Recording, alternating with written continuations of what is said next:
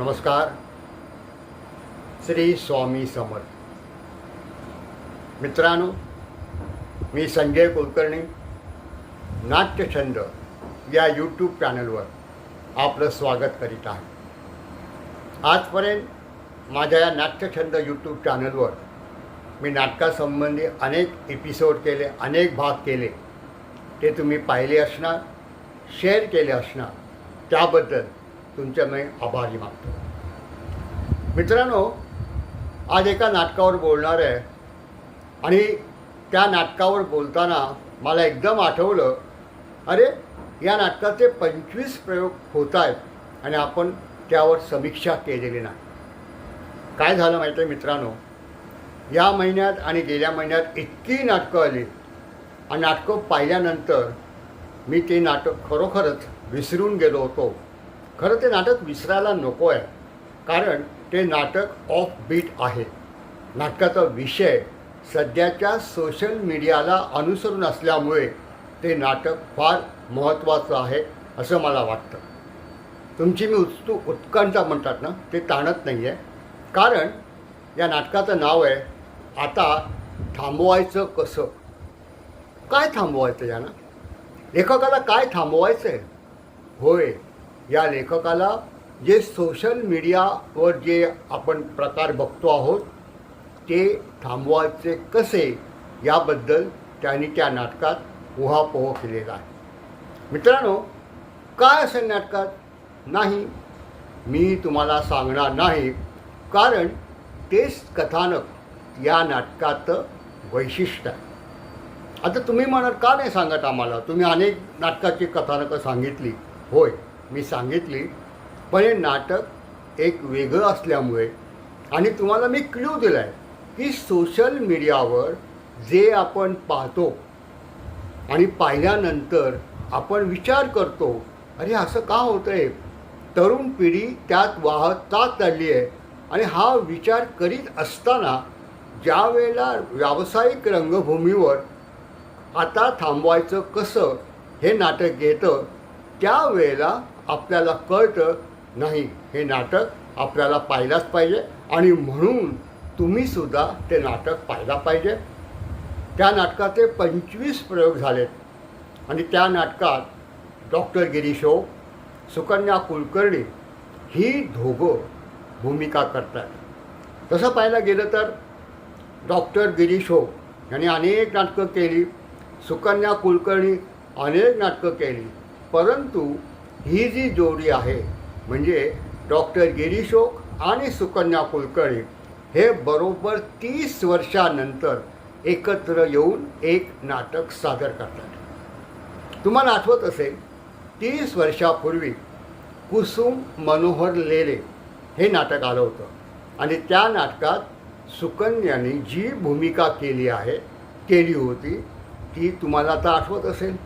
त्यात गिरीश ओक होते, संजय मोने होते आणि कालांतराने संजय मोने, गिरीश ओक त्याच्या भूमिका त्या व्यक्तिरेखा आलटून पालटून करायची.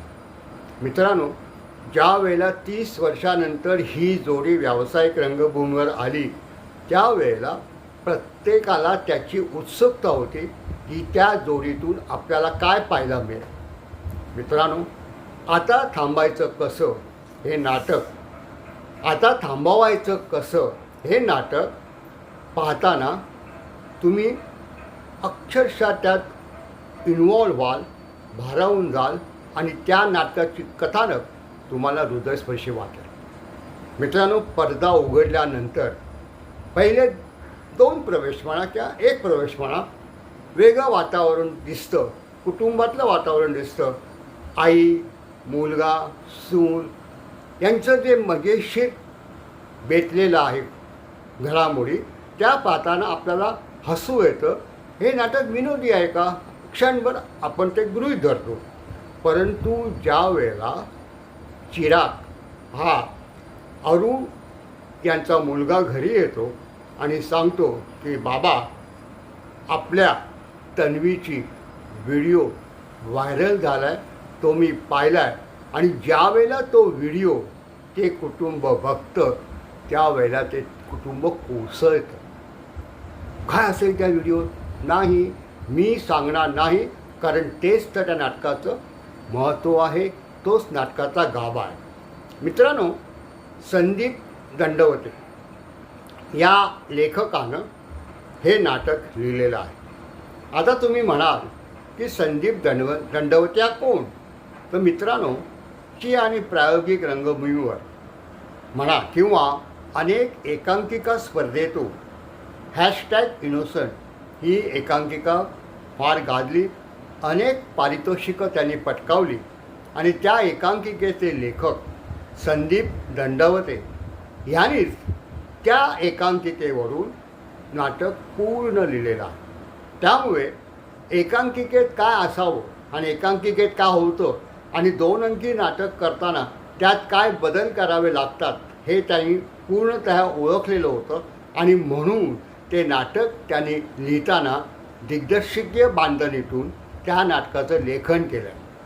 त्या नाटकाचे दिग्दर्शक पण तेच असल्यामुळे त्यांच्या मनामध्ये विचारामध्ये एकसंगपणा होता की मी जे संवाद लिहितोय त्या संवादाला अनुसरून मी हालचाली बांधणार आहे. आणि मित्रांनो, हे नाटक पाहताना प्रत्येक प्रवेशात आकृतिबंधातून संदीप दंडवते हा दिग्दर्शक प्रामुख्यानं दिसला. मित्रांनो, या नाटकाचं नेपथ्य संदेश बेंद्रे या नेपथ्यकाराने केले आणि त्या नाटकातसुद्धा संदेश बेंद्रे या नेपथ्यकाराने आपली छाप पूर्णतया पाडलेली आहे. हा माणूस जो आहे ना, नेपथ्यकार, हा वेगवेगळे प्रयोग व्यावसायिक रंगभूमीवर करीत असतो आणि याही नाटकात त्याने 1-2 वेगळे प्रयोग केलेले आहेत. तन्वीची बेडरूमची त्यांनी वेगळी दाखवलेली आहे, ज्यात ते नाट्य घडतं. त्या बेडरूमला एक वेगळं परिमाण प्राप्त झालेलं आहे आणि त्यामुळे संदेश बेंद्रेचं नाटक मला तरी असं वाटतं अप्रतिम लक्षणीय नेपथ्य म्हणून म्हटलं जातं. तसेच या नाटकाची प्रकाश योजना रत्नकांत जगताप यांनी केलेली आहे.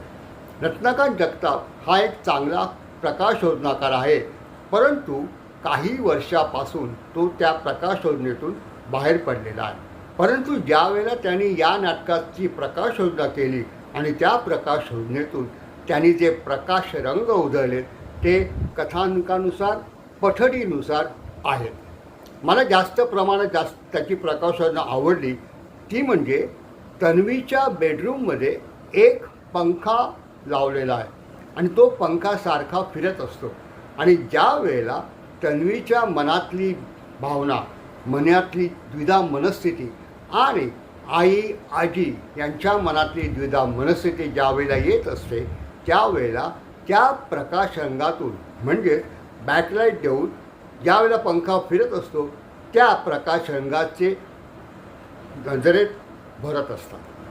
मित्रांनो, तसेच या नाटकाचं संगीतसुद्धा चांगलं आहे आणि म्हणून मला असं वाटतं तिन्ही तांत्रिक बाबतीत हे नाटक चांगलं झालेलं आहे.